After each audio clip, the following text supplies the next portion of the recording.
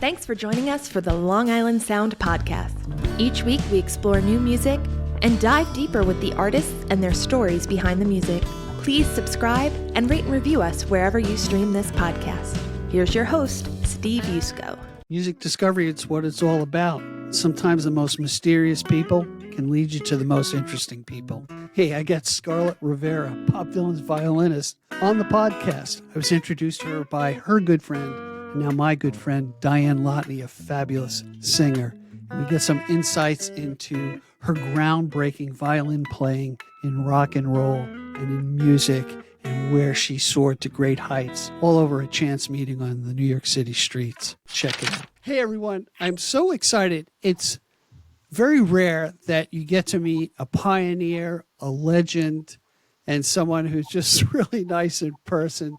And I want to welcome Scarlett Rivera to the Long Island Sound Podcast. Scarlett, so great to have you on the show. It's great to be here, Steve.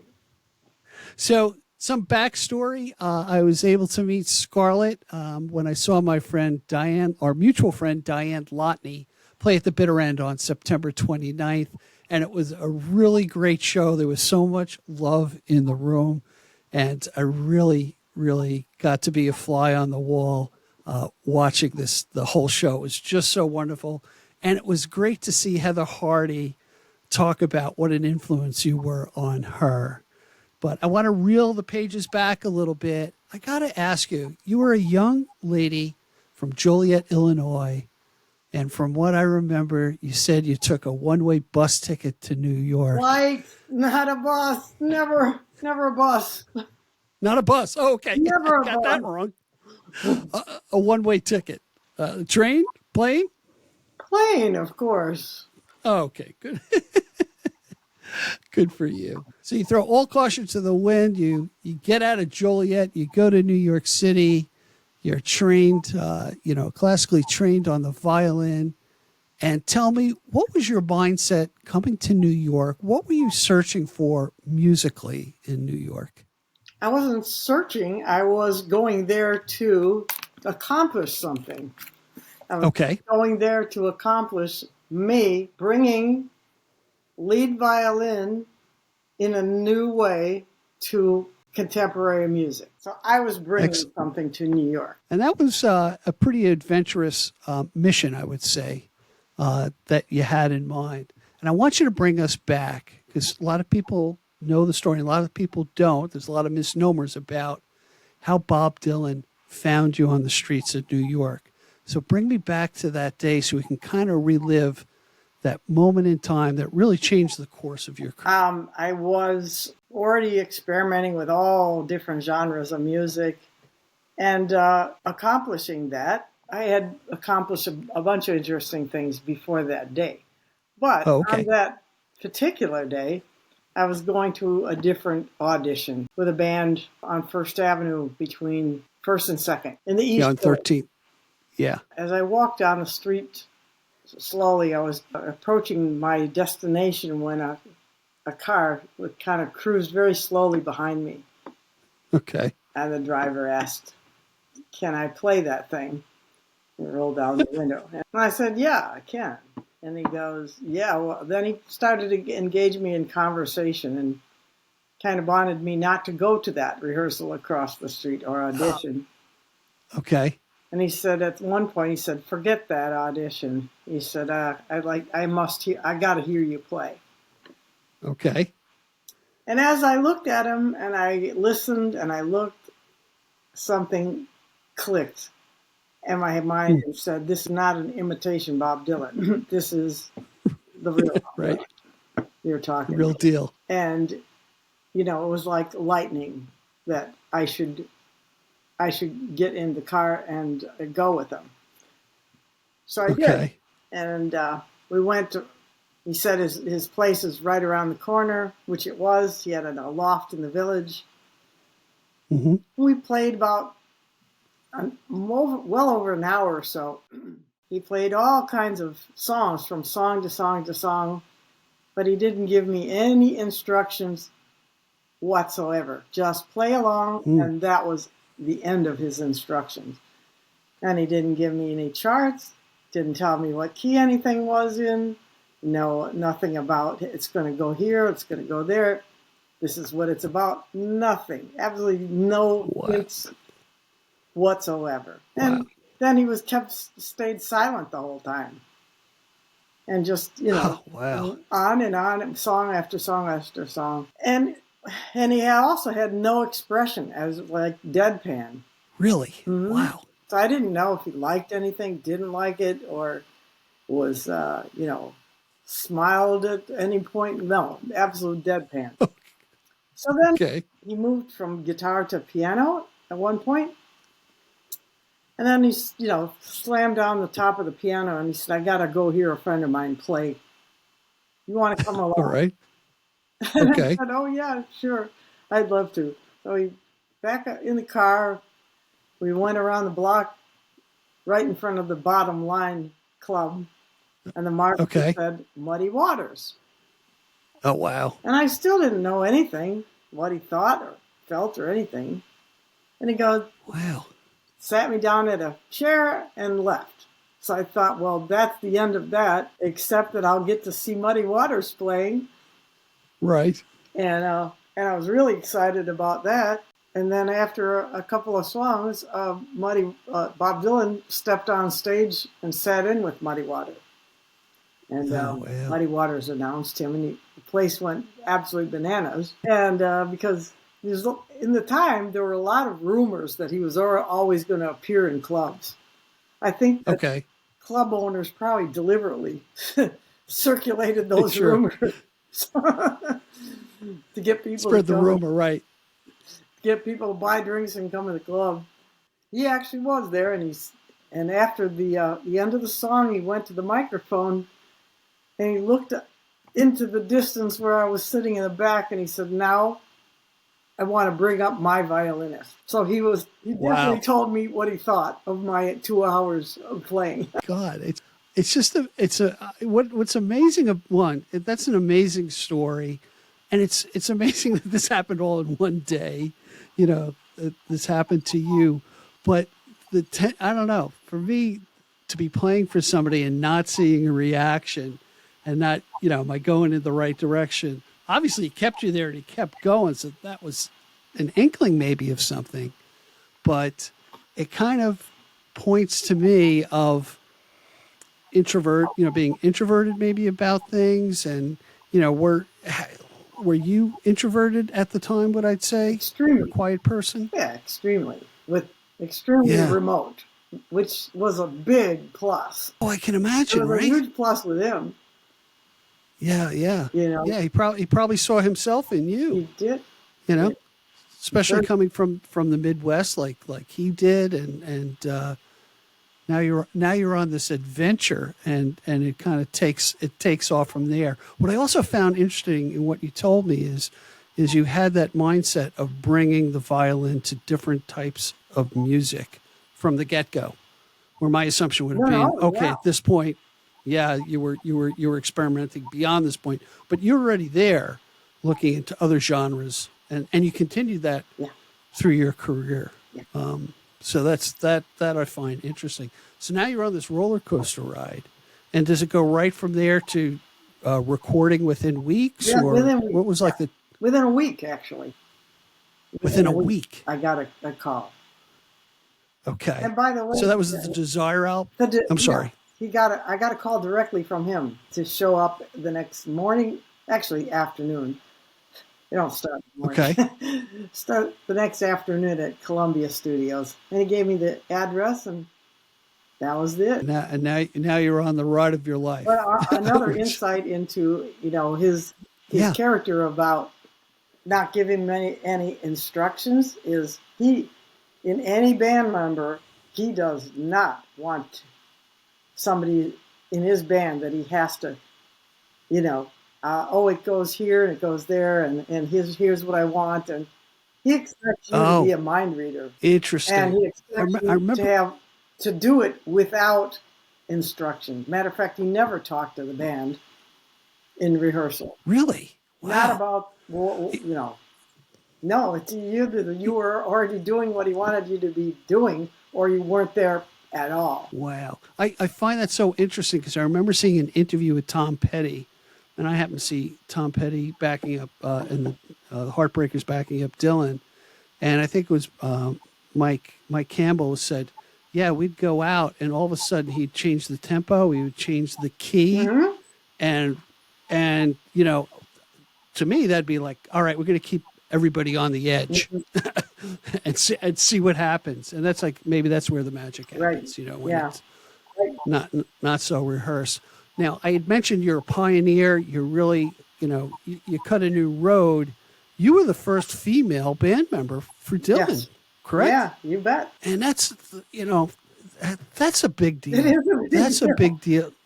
It really is. It is. And you know where I saw that? That was true to me when I saw Heather Hardy looking in your eyes and attributing, you know, her motivation, that you were her motivation for her playing the violin.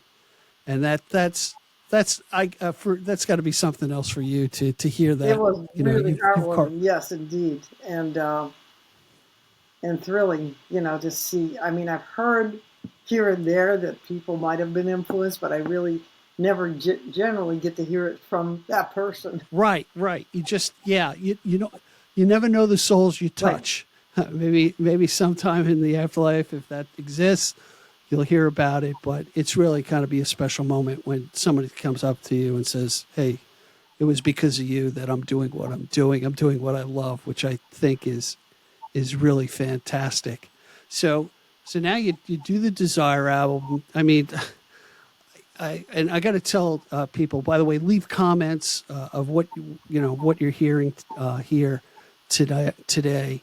But I went with new eyes to watch the Rolling Thunder Revue, which is on Netflix, everybody, and it just gave me a different perspective after meeting you, as a young woman with this makeup on and the spider web.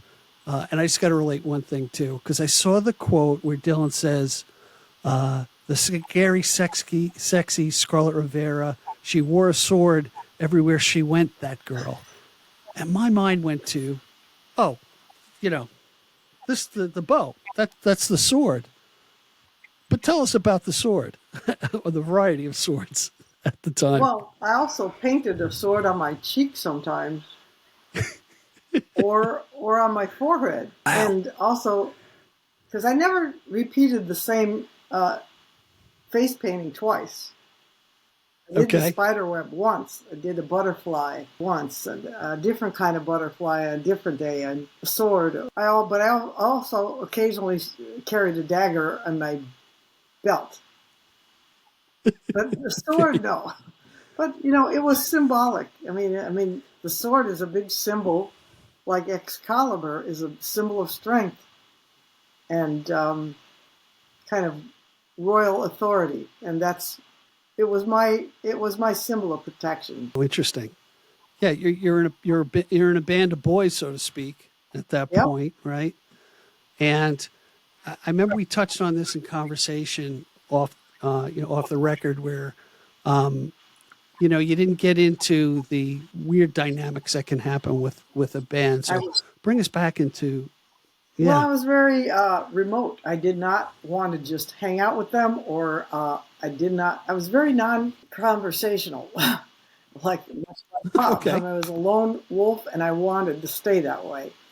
And so I kept my distance from the band. I really didn't want to be asked, who are you, where are you from? I didn't want to be probed. So to prevent that, I distanced myself from the band. I did not sit with them generally, or hang out, or go to the room after, or get high. None of it. And so the symbol of the sword was an extra, don't come near me. Do you think the face painting was also a way of putting up a wall as well with that, or creating some sort of mystery? Or no? Mystery and about kind of a mystical inner state that I was going through at that time. Okay, interesting. It really interesting stuff, because that mystery is prevalent in the movie to me. You know, who is this person off to the side that's playing the violin and to me, the violin is the closest thing to the human voice on an instrument, and it brings soul into it. And that's what I've got out of your playing. And it was just really fantastic. And Scarlett, let's do this. Let's just take a quick break. And then I want to explore the different genres, your discology of where you've been, what you got out now, and where we're going in the future. Hey, everybody, stick with us. There's so much more to come. We'll be right back. Are you ready for the ultimate podcasting adventure? The Long Island Sound podcast offers you not one, but 2 ways to engage with our captivating content. Tune in to our audio podcast on your favorite platform and let your imagination paint vivid pictures of Long Island stories. Or if you're craving a visual feast, catch our video podcast on Spotify and on the Long Island Sound YouTube channel. Double the options, double the excitement. Hey, everybody, we are back, and we took a quick break. And Scarlett, I'd like to talk quickly about the different genres that you've been drawn to, the Celtic music, world music. Why you're drawn to that? Do you have a favorite? No, I kind of like them equally. And it's just that at some point I might want to do Celtic. Some point I might want to do world music immediately after, or New Age music, depending on what project I'm doing. I think they're all equally important for me. And versus me doing 20 New Age music albums, I'd rather do, or 10 New Age music albums. I'd rather do 2 New Age and 2 Celtic and 2 world music. Yeah. You don't get typecast, so to speak, as an instrumentalist. But one of the things I found interesting is there you are, an instrumentalist for so many years, and now you're singing. Tell me about that move, and how was that for you? Well, that was really powerful and foundational in that I wish I had been singing for many years, but I had a very big block, and I think it had to do with the being the lone wolf. The lone wolf didn't even have her voice. It prevented me from being close to people, and that included even wanting to speak or sing. I mean, it was really remote. So I was off living on an island, but instrumental music was my way of getting off the island easily. Yeah, But I didn't want to get off the island with my voice. That was a little bit too, close to being closer to people. So, but eventually I realized that I had something to say, and I wasn't going to end up saying it if I didn't sing. Oh, I see. And was it difficult, quote, finding your voice, your singing voice, or did it come rather quickly for you? Well, I mean, being a good instrumentalist means being very judgmental too about my voice. So I'm looking at my voice and going, well, it's in pitch, but I don't like it, so maybe I won't put it out. So I was very critical of my own voice. And even after completing my first vocal album, All of Me, I personally didn't like my voice the whole time. But I was getting not really nice reviews saying, why did you wait so long? And, no, your voice is really unique and different. And, it's a good thing. That's great. Now you've traveled the world. You've been to Japan, Spain, Italy, and if I recall, you have actually bands that back you up in these different countries. Tell me a little bit about that. I have a wonderful band that I work with in Italy. We travel from one end to the other, also picking up different guest artists along the way. Nice. A lot of them are Americans, actually, that are over there. So I'm meeting new Americans as well along the way. Also have worked in in Switzerland with Elliot Murphy, who is a wonderful American, but he now lives in France and Paris. Great guy. I had him on the podcast. Oh, what a nice guy. I didn't know who he was when I first met him. And then I Googled him, like, holy crap. Yeah, and, yeah. And what an accomplished guy from Garden City, Long Island, originally. Yeah, he's on the Long Island Hall of Fame too. That's right. Right. Yeah. Oh, I'm so glad you have that connection with Elliot. He really is. He's such a prolific writer. It's really, and player. Yeah. Does like over 200 shows, I think, a year. God bless him. Next year, you're going to get a treat because he wrote a new song for me this year, and it's not out yet. Oh, so I got an exclusive. Yeah, it'll come out next year. Oh, that's so wonderful. I got to have him back on the program too. When you talk to him, tell him Steve Yusko said hi. I think I he'll will. remember me. I will. He's such a great guy. So one of the things I did watch the birthday special for Joni Mitchell. But before we talk about that, let's talk about really quickly how you did your first TV appearance playing. That was an interesting story. Oh, the John Hammond special. Right. Well, that was a very intimidating thing to be asked to do, because it was immediately after completing the Desire album, but I had never played live in front of a TV audience in my life. I had never stood on a stage with more than probably 50 people in front of me before that. Oh, okay. And there was no big band to hide behind. Bob Dylan called me to join him as a trio with me, Bob, and Howie Wyeth on drums and Rob Stoner on bass. Mm-hmm. So that was a lot of trust to put in me for somebody who had never. And it was in front of the most intimidating crowd. It was all the executives of CBS and their wives. Including John Hammond Sr. himself. Wow. But after that point, everybody knew who Scarlett Rivera was. I'll tell you that, with the audience that you reached. And then you went from there, I assume, on to the Rolling Thunder Revue, right? Rolling Thunder Revue, yeah.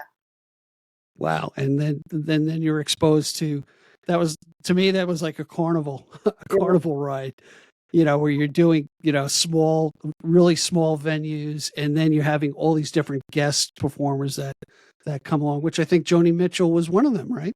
Yes. She was more than a guest because she stayed longer than just a night or two. Oh, I see. Now, she was on. Maybe you can share this. How did she react to you being another female? Oh, she was wonderful. Matter of fact. Oh yeah. Even though I wasn't that social, I wasn't antisocial. I just wasn't social. But I did like sitting next to her on the bus. She was very kind and kind of warm. Even though I found her quite intimidating, she didn't try to use that against me. I mean, she tried to underplay that and was very warm and inviting and sweet to me. The anti-diva, I would assume. Anti-diva, right? Yeah. Anti-diva. That's really great. And then, so I got to talk about Brandi Carlisle, because she's one. I read her biography, which was really amazing. She really came from nothing, dirt poor, and if you haven't read her story, it's a great story. Saw her perform at Forest Hills, and it was just fantastic. And she was, I'm assuming, she was the person I think really pulled Joni back out onto the stage. And so tell me about that night, because you were there as well. Well, that was the first time I ever met Brandi, was at the Joni. Oh, okay. Joni hadn't started going out into the world till after that, as a result. Right.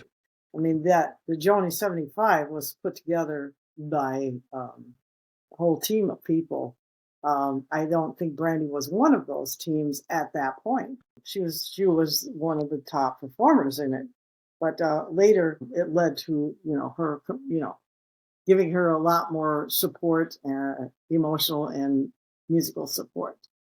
And that led to the following year, me performing with Brandi at Disney Hall, and her honoring Joni by performing the full-length Blue concert. Right. Yeah, the Blue album, right? Mm-hmm. So from that point forward, that is what led Joni's step by step to coming back. Very nice, very nice. Now you've got so much going on. You came into New York when you were playing with our friend Diane Lotney. You were doing Voice of the Animals, and you're a big proponent of nature. And tell me a little bit about that. You've done also movie tracks and that sort of thing. And then let's talk about Dylan Dreams, because I think that's really exciting as well. Yeah, well, the other concert I came to New York to do was the Explorers Club, which is a very, very prestigious club of with members who go all the way back to Theodore Roosevelt, and the heavyweight Geographic Society real explorers. And so it's one of the top organizations of conservation in the world, actually, with members from around the world. So it was quite an honor to be there, present my video, which was a team collaboration that took about 2 years to put together. Okay. With data from top climate scientists and quotes from Jane Goodall and a videographer that put all the images together of the Amazon and the Congo, and my music weaving through. Nice. So where somebody usually plays to a film and adds the music, they had your music and they added the video footage to your music. Yeah, well, we played live to the video footage that they were seeing. Yeah. Nice, nice. Tell me about Dylan Dreams. That was the very next album I did after my solo vocal debut album, All of Me, is well, what is the next most important album I could do is to do some honoring the person, my mentor and the person who discovered me and really gave me the very foundation I'm standing on to this day. Nice. So that's why I wanted to do Dylan. I actually really wanted to do many more songs on it, but that was the budget I had. So the songs on it are very personal to me, and I think they came out very well. I think it's fantastic when an artist gives us a peek into their world and what drives them. And when you could do it with your original music, it's really a blessing. It's really beautiful what you can bring out to the world, and now you're doing it not only with your physical instrument, your violin, but with the instrument of your voice and your writing as well, bringing it out to the world. So I really commend you on, being a proponent for the environment and for animals. I think that's a righteous way to go. And, music brings attention to things, and certainly your music, and I told you this before, it really pulls at the heartstrings and draws emotion out of people, and hopefully that calls them to action and to good action. So, hey, Scarlett, I really appreciate, first of all, I appreciate meeting you. I really appreciate you being here, and I appreciate Diane Lotney putting the two of us together. I'm really going to look forward to that song that you're doing with Elliot Murphy, or Elliot wrote it for you, and we should talk about that right before it gets released. I'd love to have you back, and I just want to say thank you. You've given us so much, and you have so much more to give. Really appreciate it. And all my music, by the way, is streaming online on all platforms: Spotify, Amazon, the works, from Celtic Dreams, Voice of the Animals, Rapture. All of me, Dylan Dreams, it's all going to be on all the platforms now. Finally. Nice. Good for you. We're going to put the links down below in the description. It's Scarlett with 1T Rivera.music.com.